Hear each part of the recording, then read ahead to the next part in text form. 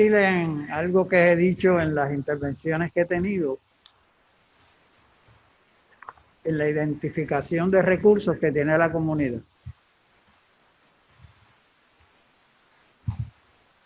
Le voy a hacer una anécdota, lo más corto que pueda. En el proyecto de comunidades especiales, en el cual mi comunidad estuvo participando, igual que la de Changay y la de Cantera, había unos proyectos de vivienda. Y se construyeron y se mejoraron muchas viviendas en el país en los primeros 4 años que tuvo ese programa. Hubieron muchos contratos también que se le dieron a compañías para la construcción de viviendas. Y nosotros en la junta de nosotros, de la comunidad, nos estuvimos preguntando siempre por qué una mejora en una vivienda que incluía pues mejorar las ventanas, las puertas, ponerle un techo nuevo, costaba 30,000 o 35,000 pesos, que un contratista con una brigada hacía eso en un par de semanas. Y nosotros le propusimos al Departamento de la Vivienda que nos diera la mitad de los 35,000 pesos que le pagaban al contratista, que se lo dieran a la comunidad. Que nosotros íbamos no a hacer una mejora de la residencia, sino prácticamente construirla. Y nunca logramos eso. Nunca logramos que eso se pudiera dar. Pero no, el mundo da vuelta y la organización comunitaria fortalecida hace milagros. Yo le digo a todos ustedes, mire, pongámonos a trabajar. Una de esas viviendas era para un líder comunitario de la vieja guardia, un viejito que tenía 80 años, lo conocemos por Sarín. Y Sarín se quedó sin su casa, como parte del proyecto de comunidades especiales. ¿Y qué hizo la comunidad? La comunidad se organizó, levantó el dinero, buscó el contratista, buscó el electricista, los albañiles, todo lo que se necesitaba para hacer una casa, y levantamos el dinero para pagarle a los obreros que trabajaron en esa vivienda, y la comunidad le hizo la casita a Sarín. Y estuvimos 3 meses trabajando en esa casa hasta que finalmente logramos entregarle la llave a Sarín para que viviera feliz los últimos días de su vida. Y en agradecimiento de lo que él había hecho por su comunidad. Y yo me pregunto, ¿eso no lo podemos hacer en nuestras comunidades con los líderes que tenemos en nuestras comunidades? A mí nadie me diga que eso no se puede hacer. Y ahí está la diferencia. Ahí está la diferencia. Ustedes quieren mejorar la infraestructura de vivienda de la comunidad. Ayude, contribuya, dele el espacio a la comunidad para que la comunidad lo haga, porque la comunidad tiene los recursos para eso. Y no tiene que traer un contratista de afuera, y no tiene que traer, la comunidad los tiene. Y si empezamos a pensar de esa manera, yo creo que nosotros podemos hacer una transformación del país. De eso yo se los garantizo. Yo creo que hay un elemento que empieza las trabas estructurales. Ah, claro. No se oye. Con esa cooperativa se hicieron unos trabajos en una comunidad en Arroyo, pero fue un lío hacerlo. Hubo que torcer brazos, hubo que estar ahí empujando, a la gente de las comunidades y al gobierno, a vivienda. Pero vivienda, por ejemplo, ahora mismo salió en Dando Pelota Dura que estaba pagando $85,000 por la reparación de una casa de cemento que ya estaba hecha. Era cuestión de cambiar ventanas, puertas, ese tipo de cosas. $85,000. Eso está pasando ahora. Sí es. Y como ese deben de haber miles de proyectos en los que están gastando un montonal de dinero que está yendo a parar a manos de los contratistas. Entonces la gran pregunta sería, ¿verdad? Como decía ella, o sea, ¿cuáles son las reglas en el Departamento de Vivienda que permiten que esto pase, que pase como algo legal cuando está dándose un error realmente? ¿Y cómo es que otros modelos de organización funcionen? Como tú dices, sea la comunidad misma que se encargue de hacer los trabajos, se creen cooperativas de construcción que se muevan de un lugar a otro, las viviendas, y todo se lo dan a la empresa privada y a los grandes contratistas. Entonces habría que meterse ahí, ¿verdad? A ver qué es lo que está pasando, cómo se están distribuyendo esos fondos, porque justamente, ¿verdad? El cosa que te van a dar es que los fondos federales no te lo permiten, es que tú eres un licitador, es que tú no apareces en X o Y cosas, tú sabes. Y de igual forma, pues lo pueden utilizar también para desviar recursos por otro lado. Entonces, por ahí viene, ¿verdad? Una de esas opciones. Miren, y se están haciendo cosas en las comunidades. Mire, esto que yo le contaba de Guánica es real. Eso es una comunidad que se hizo cargo de proteger su comunidad del COVID-19. Ellos con sus recursos y allegando recursos externos también. Usted coge la comunidad de Toro Negro en Ciales, que es la primera comunidad energizada mediante paneles de solares. Toda la comunidad está energizada, independiente de la Autoridad de Energía Eléctrica. Las comunidades del Caño Martín Peña, que luchan por mantenerse un apoderamiento de lo que son sus tierras y su identidad como comunidad. Y hay otras comunidades, y hay muchas comunidades y grupos que están trabajando la agricultura y están reviviendo. Nosotros ahora mismo pertenecemos a un grupo donde los jóvenes están regresando a las fincas, a las pequeñas fincas de los abuelos y de los padres, para ellos hacerse cargo y empezar a sembrar y empezar a producir. O sea, ahí en la comunidad, en las comunidades se están dando cosas y ustedes, Victoria Ciudadana, no pueden enajenarse de eso, ni puede verlo en función del 3 de noviembre. Esto hay que verlo en función de un proyecto transformador de nuestro país y de nuestra identidad como pueblo.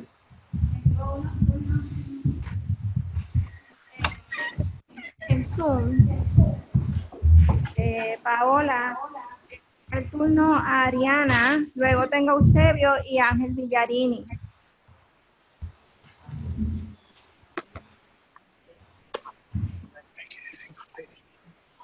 Saludos, ¿me escuchan?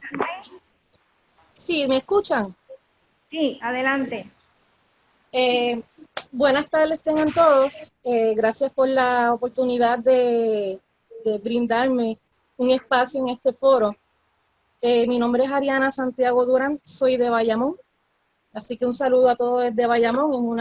Es un pueblo bastante difícil para las personas que tienen distintas creencias, cuestión de estatus político, porque Bayamón es PNP, lamentablemente, pero no importa, habemos muchas personas que creemos en cosas distintas. Así que yo creo que uno de los retos que tiene cualquier político, cualquier candidato, cualquier miembro de la comunidad, es que quien quiera que vaya a lanzarse tiene que tener la capacidad para cumplir con unas cosas. Tiene que brindar un gobierno funcional al pueblo de Puerto Rico responsivo y sustentable, que actúe con integridad y transparencia. Uno de los problemas que hemos estado confrontando, tanto rojos, azules, el gobierno, nosotros como pueblo nos estamos viendo afectados en base a estas decisiones que por mucho tiempo el gobierno de Puerto Rico ha fallado en tratar a sus constituyentes con el respeto en que se merecen, que nosotros nos merecemos. La responsabilidad, ya que los problemas con el gobierno de Puerto Rico no son exclusivos de ningún político, administración o partido político, sobre los funcionarios electorales cae la responsabilidad de restablecer la integridad y la eficiencia de gobierno, y son los que deben implementar las reformas en la administración pública y en las contrataciones. Tienen el deber de centralizar la gestión financiera, maximizar la transparencia en el sistema de incentivos y créditos contributivos y mejorar el cumplimiento de las leyes que promueven transparencia y responsabilidad. Y más aún, los funcionarios electos, así como todo empleado gubernamental, tiene el deber de entender y aceptar que su función es servir a la gente de Puerto Rico y no a los individuos en posiciones privilegiadas, intereses particulares o sus propias carreras políticas. A lo que vengo es que ahorita estaban mencionando sobre trabajar desde las bases para ver cómo nosotros podemos transformar, ¿verdad?, el país desde abajo hacia arriba. Estaban hablando ahorita del empoderamiento. Voy a tratar de ser lo más breve. Nosotros necesitamos, yo por lo menos la primera experiencia que tengo en estos momentos, y me gustaría poder contribuir en la manera en que sea al movimiento. Tenemos que educarnos e identificar cuáles son esas herramientas que nosotros podemos tener para poder trabajar directamente con la comunidad. Y cuando digo comunidad me refiero en mis vecinos, en mi pueblo, en mi barrio, desde la función que me toque a mí hacer. Sería bueno desarrollar un sistema, o me imagino que ya lo tienen desarrollado, y esta preocupación o pregunta o inquietud o este señalamiento me gustaría dirigirlo a las personas que hayan sido líderes comunitarios por mucho tiempo. Ya vi que dos ¿verdad?, han expuesto sus opiniones. A mí me gustaría preguntarle desde su experiencia, ¿qué cosas han hecho que han funcionado, que ha sido efectivo para esa persona que está dentro de una casa y que ya no cree en la política, ya no tiene esperanza, en esas personas que realmente anhelan un cambio, pero como a lo mejor en un pasado si han tratado de hacer un cambio no les ha resultado por muchos entorpecimientos que vienen de parte de gente que es fanática? Pues me gustaría saber cuáles son esas herramientas desde sus experiencias que han sido eficaces y eficientes para nosotros poder hacer un movimiento que sea funcional, de manera que nosotros seamos un reflejo de los políticos que van a ser electos de este movimiento. Porque no hay tal cosa como que el político es el reflejo del pueblo. Así que no voy a decir mucho más, ya yo, ¿verdad?, más o menos dije todo lo que iba a decir, que hay que brindar un gobierno funcional al pueblo de Puerto Rico y tenemos que tener un enlace directo con el gobierno o con los políticos, o como le quieran llamar, para que cualquier ayuda que venga, nosotros recibirla y nosotros poder repartirla. El señor, creo que fue Serrano, estuvo mencionando que si las ayudas, los $1,200, que la gente con los $600 prefiere quedarse en sus casas y que la mejor alternativa sería, en vez de dar dinero, traducirlos en trabajo. Yo también creo en eso.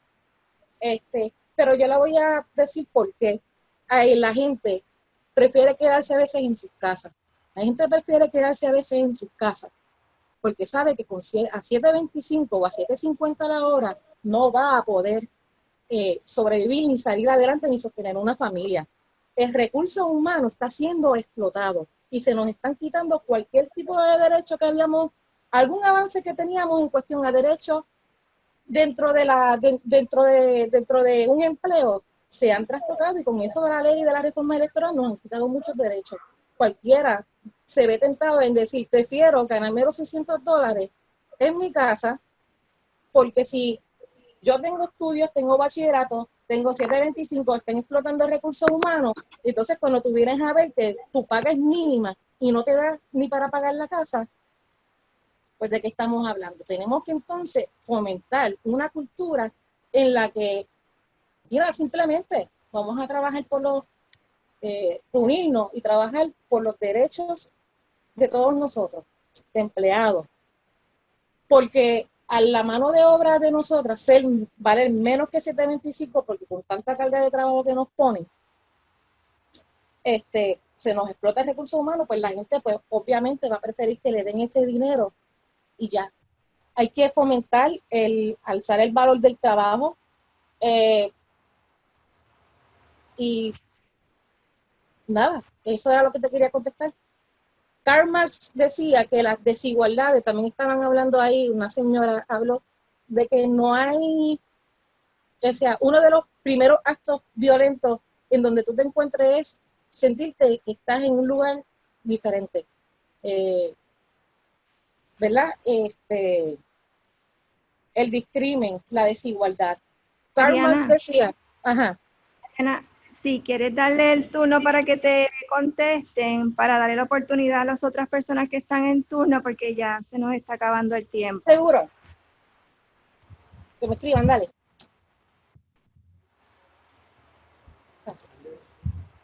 Eusebio.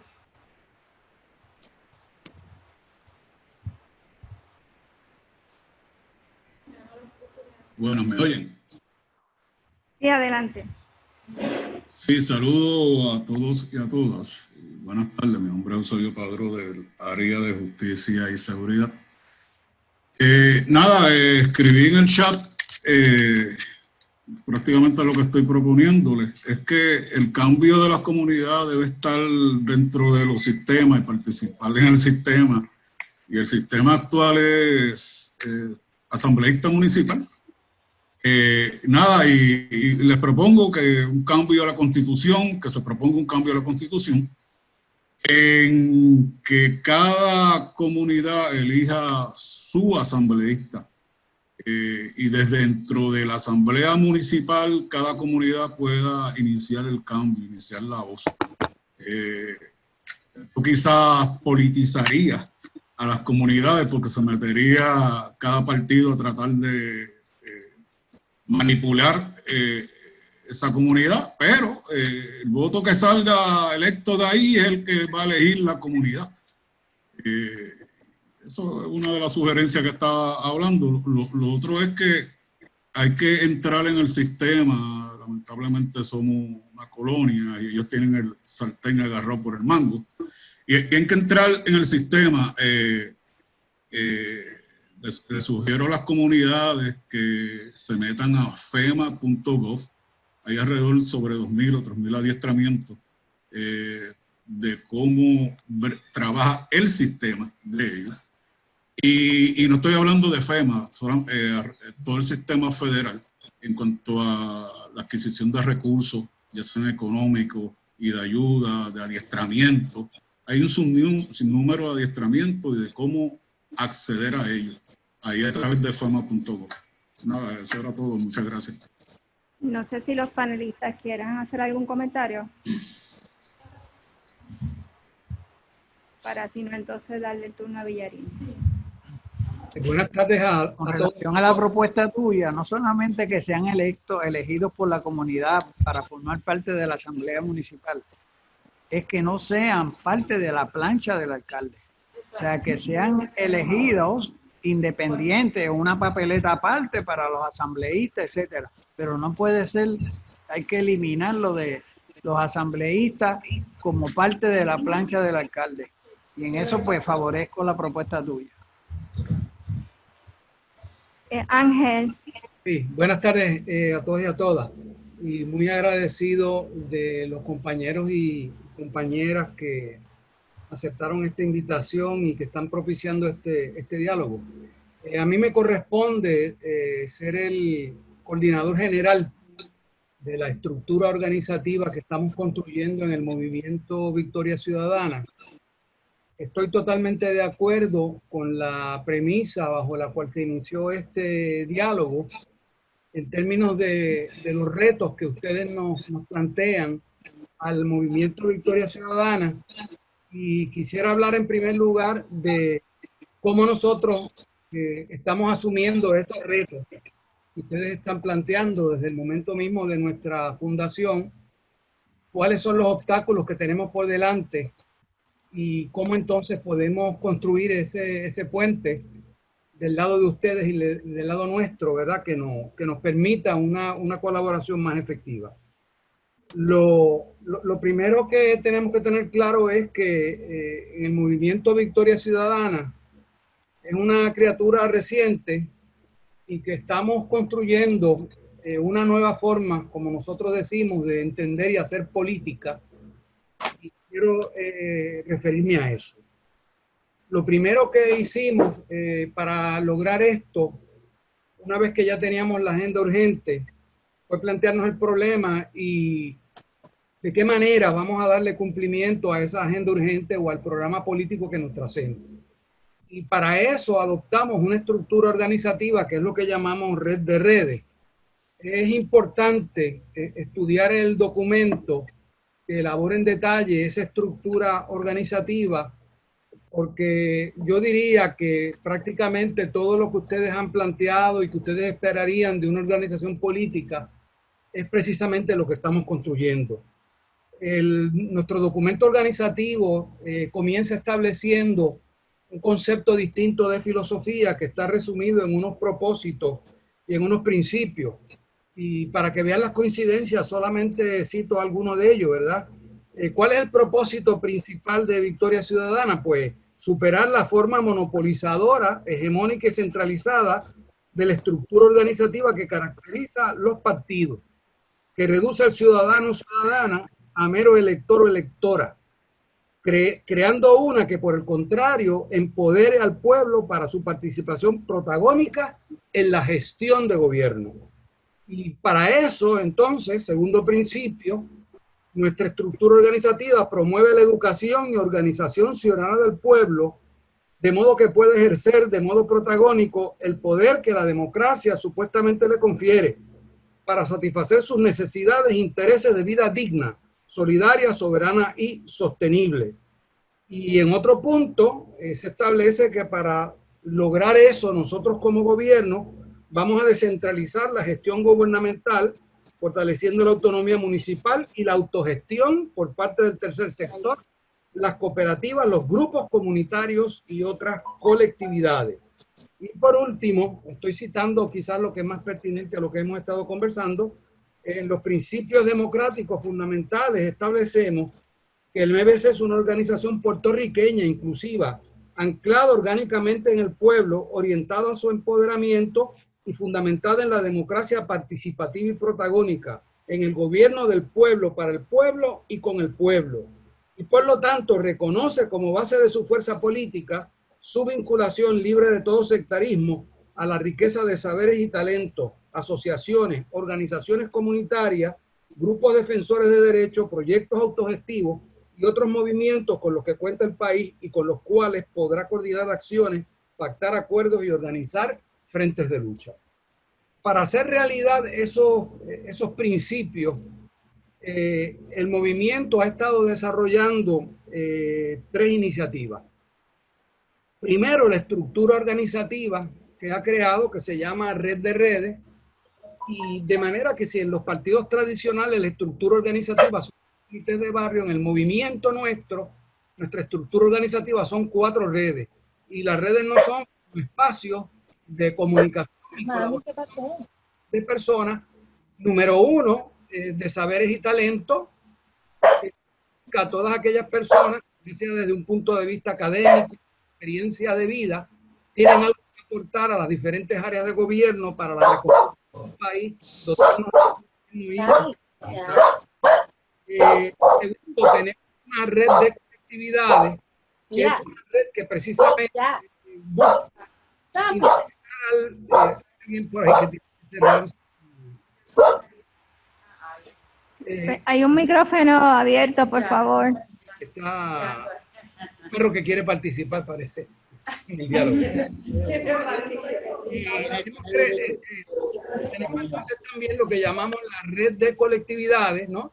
Esa red es la que menos hemos desarrollado y es parte de los retos que tenemos. Y esa red aspira a vincular personas que hacen militancia, que hacen actividad en diferentes organizaciones de base, sindicatos, asociaciones, etcétera. El establecimiento de estas dos redes parte de una idea que nos anima en Victoria, y es que en Puerto Rico han nacido fuerzas políticas precisamente buscando cómo hacer un ejercicio político que los partidos tradicionales le niegan. Y esas fuerzas políticas, pues por un lado son las personas que tienen saberes y talentos, que están constantemente haciendo propuestas sobre cómo transformar este país, y que son uno de los recursos más importantes que tenemos, pero que los partidos políticos ignoran porque responden a otros intereses que no son los del pueblo. Y segundo, la otra fuerza política que ha nacido es la que ustedes representan, que son las colectividades. Parte del problema es que todavía a veces no se reconoce, ¿verdad?, que eso también es una manera de un ejercicio político, ¿verdad?, de ejercer poder para satisfacer necesidades. Y las otras dos fuerzas que nosotros buscamos representar, organizar, son las fuerzas que nacen de los municipios, porque nosotros entendemos que de lo menos malo que funciona en el país son precisamente los municipios, y sobre todo aquellos municipios que están haciendo transformaciones en el sentido de la autogestión y la participación comunitaria. Y por último, creemos que una gran fuerza reside también en todos aquellos puertorriqueños y puertorriqueñas que viven en la diáspora y que quieren hacer algo más que ayudarnos ante crisis, sino insertarse en el proceso de darnos buen gobierno, descolonizarnos y transformar el país. Así que tenemos ahí una estructura organizativa que avanza en esa dirección que ustedes están proponiendo. Ahora, hay un segundo paso que nosotros hemos dado y que es todavía más importante, y es la estructura de gobernanza o de gobierno que va a tener el movimiento Victoria Ciudadana. El movimiento Victoria Ciudadana, su Asamblea Ciudadana Nacional, elige lo que se llama un Consejo Ciudadano Nacional, que está compuesto por 111 personas. Y esta estructura organizativa está diseñada de tal manera que nunca Victoria Ciudadana se pueda convertir en un mero partido electoral por la forma de gobierno que va a tener el movimiento Victoria Ciudadana. Digo que va a tener porque nosotros, por diferentes circunstancias, todavía seguimos operando bajo la dirección de una Comisión Nacional de Transición, ¿no? Ahora, esa estructura organizativa, ¿quiénes son esa estructura organizativa? De esas 111 personas, 30 son personas que surgen, que son delegados de las redes de saberes y talentos. Esto significa que de 111 personas que dirijan el movimiento, nosotros vamos a tener 30 personas que van a estar ahí por lo que ellos significan, por lo que ellos aportan en términos de saberes y talentos en diferentes áreas del país. La segunda red, que es la red de colectividades, elige también 30 personas como delegados al Consejo Ciudadano Nacional. De manera que cuando usted suma esas dos fuerzas, son más de la mitad del gobierno de Victoria Ciudadana. El gobierno de Victoria Ciudadana va a estar fundamentalmente, o sea, la correlación de poder al interior del movimiento Victoria Ciudadana va a estar en favor de las personas que representan saberes y talentos, de las personas que representan diferentes tipos de colectividades. Otras 30 personas van a ser electas por lo que llamamos la red territorial, que son los diferentes distritos o cuerpos en que está organizado el movimiento Victoria Ciudadana, y ellos también van a elegir 30, y la cuarta fuerza, que es la diáspora, elige 10, y finalmente la Asamblea General elige de su propio seno 11 personas. Esas 111 personas van a elegir lo que se llama la coordinadora ejecutiva, que van a ser entonces las 24 personas que dirigen día a día el movimiento Victoria Ciudadana.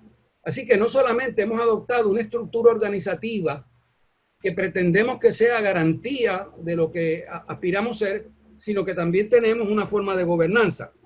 Y por último, en lo otro que hemos avanzado en esa dirección que ustedes sugieren, ¿verdad? Es en la forma en que hemos ido construyendo nuestro programa político, ¿no? Y esta actividad es un tipo de actividad que forma parte de ese proceso de nosotros construir nuestro programa político. Primero nosotros tuvimos alrededor de 300 encuentros presenciales y virtuales con alrededor de unas 400 personas, miembros de las 17 redes en que está organizado el movimiento.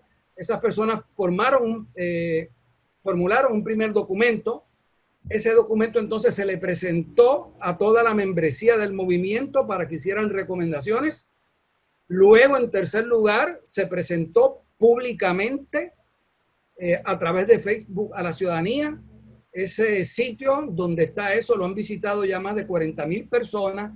Y ahora estamos en la última fase, que es recogiendo las recomendaciones también de diferentes personas y diferentes sectores que, aunque no sean miembros del movimiento Victoria Ciudadana, entendemos que tienen cosas que aportar, y por eso estamos desarrollando actividades como esta o como las que tenemos esta semana con los gremios magisteriales. Y así también hemos estado enviando nuestras propuestas a diferentes grupos para que hagan recomendaciones. Por último, y yo creo que aquí es donde quizás hemos estado más tímidos, ¿verdad? También muchos de nuestros candidatos, ¿verdad? Por lo menos varios de nuestros candidatos y candidatas a puestos electivos son personas que son líderes comunitarios. ¿Qué es lo que nos falta? ¿A qué se debe que no hayamos avanzado más como ustedes quisieran y también nosotros quisiéramos? En primer lugar, nosotros tenemos que dar una lucha al interior del propio movimiento, porque este movimiento es de reciente creación y tenemos todavía mucha gente que están con los esquemas de la partidocracia, de los partidos políticos tradicionales. Y uno de los grandes retos que tenemos dentro del movimiento es la educación política, para que todo el mundo entienda que nuestro discurso, nuestra forma de organizarnos, nuestra forma de vincularnos con la ciudadanía no puede ser la que caracteriza a los partidos tradicionales. Ahí tenemos una limitación, en parte debido al poco tiempo que tenemos nosotros de organizado, y de que además de que tenemos poco tiempo de organizado, estamos en medio de una campaña política que no es, por decirlo así, el ambiente ideal para construir algo distinto a lo meramente electoral. Y eso también ha sido un factor que nos ha limitado. Lo otro que nos ha limitado, y eso ya es algo que tenemos que diseñar una estrategia, y tal vez este diálogo con ustedes pues nos ayude a integrarla, es algo que ya se han señalado algunos compañeros y compañeras anteriormente, ¿no? Y es que no solamente hay una gran... Yo toda mi vida, desde los 13 años, he estado participando en movimientos sociales, políticos, he sido organizador sindical, he sido organizador político, etcétera. Y les confieso, ¿verdad?, que en casi 50 años que yo tengo de militancia, nunca me había encontrado con una situación tan difícil como la que me he encontrado actualmente para lograr que gente se voluntarice para el trabajo organizativo. Tenemos una especie de situación, no sé, a veces pienso que depresiva, colectiva en el país, agravada ahora por la pandemia, agravada por toda la... Se me iba a zafar una palabra inadecuada. Por toda la porquería, ¿verdad?, que genera la política tradicional. Y entonces eso ha generado mucha desconfianza en todo lo que huela a política, ¿no? Y por otro lado, hemos encontrado que personas que nosotros creíamos que iba a ser más fácil atraer debido a nuestros principios, debido a nuestra estructura organizativa, pues por diferentes razones siguen teniendo muchas reservas, ¿verdad? Y no hemos logrado incorporarlas al trabajo. Y el problema es que una organización, ¿verdad?, política siempre se construye a base de círculos concéntricos, donde tiene que haber, ¿verdad?, un primer núcleo duro, ¿verdad?, de gente más comprometida, dispuesta a meterle mano al trabajo, ¿verdad? y no es que no los tengamos, ¿verdad? Pero no son lo suficiente para las posibilidades que presenta la actual situación puertorriqueña, ¿no? Así que creo que nuestro reto sigue siendo cómo atraemos personas que están en diferentes tipos de colectividades a voluntariarse, a trabajar con el movimiento. Ahora vamos a emprender la organización de lo que llamamos las redes de colectividades y vamos a ver cómo nos va, ¿verdad? Pero es fundamental, y es fundamental porque de la única manera que nosotros podemos garantizar que eso que está en teoría, de lo que el movimiento quiere ser, se haga realidad, es si atraemos al movimiento las personas que coinciden con estas ideas y están dispuestas a defenderlas y a luchar por ellas, ¿no? Así que en resumen, creo que tienen ustedes toda la razón. Nos falta vinculación, pero les aseguro que en eso estamos trabajando.